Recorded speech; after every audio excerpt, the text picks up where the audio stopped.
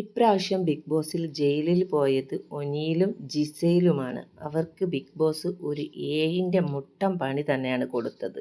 അവരുടെ പണി എന്താണെന്ന് ബിഗ് ബോസ് പറഞ്ഞത്, ഒരാൾ സമയം അനൗൺസ് ചെയ്യുന്നത് മുതൽ ഒരാൾ ഒരു ഇരുമ്പ് വടി കൊണ്ട് ഇങ്ങനെ അടിച്ചു കൊണ്ടിരിക്കുക.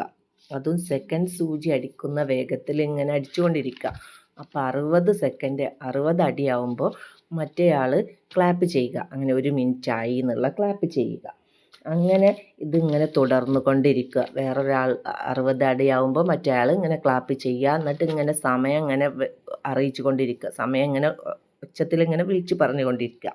എത്ര സമയമായി അങ്ങനെ പറഞ്ഞുകൊണ്ടിരിക്കുക. അത് ഇവർക്ക് അങ്ങോട്ടും ഇങ്ങോട്ടും ചേഞ്ച് ചെയ്യുക കേട്ടോ.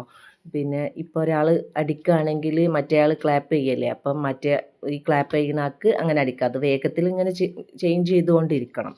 അങ്ങനെയാണ് ബിഗ് ബോസ് അവർക്കൊരു ഏഴിൻ്റെ മുട്ടം പണി തന്നെ കൊടുത്തിരിക്കുകയാണ്.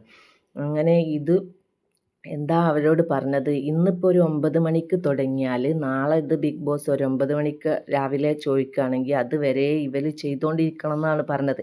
അതിൽ ബിഗ് ബോസ് പറഞ്ഞത്, ഇവർ ഈ ഞാൻ ബിഗ് ബോസ് ചോദിക്കുമ്പോൾ സമയം കൃത്യമായിട്ട് പറയാം. 3 മിനിറ്റ് ബാക്കും 3 മിനിറ്റ് അങ്ങോട്ടും ഇങ്ങോട്ടുമൊക്കെ നിൽക്കുക. പക്ഷേ അത് കുഴപ്പമില്ല. പക്ഷേ ബാക്കി കൃത്യമായിട്ട് സമയം പറയാം.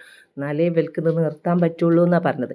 അല്ലെങ്കിൽ അവർ സമയം കൃത്യമായിട്ട് പറഞ്ഞിട്ടില്ലെങ്കിൽ അവർക്ക് മോഹൻലാൽ നാളെ അത് വരുന്നത് വരെ ചെയ്യണം എന്നാണ് അവരോട് പറഞ്ഞത്. അങ്ങനെ അവിടെ ഹൗസിലുള്ളവർക്ക് ആർക്കും ഉറങ്ങാൻ കഴിയുന്നില്ല.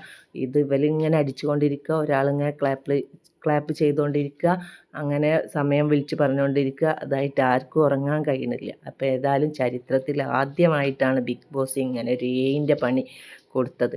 ഇത്ര വലിയ ശിക്ഷ വേറെ ആർക്കും കൊടുത്തിട്ടില്ലായിരുന്നു. എന്തായാലും എന്തായിന്ന് കണ്ടറിയാം.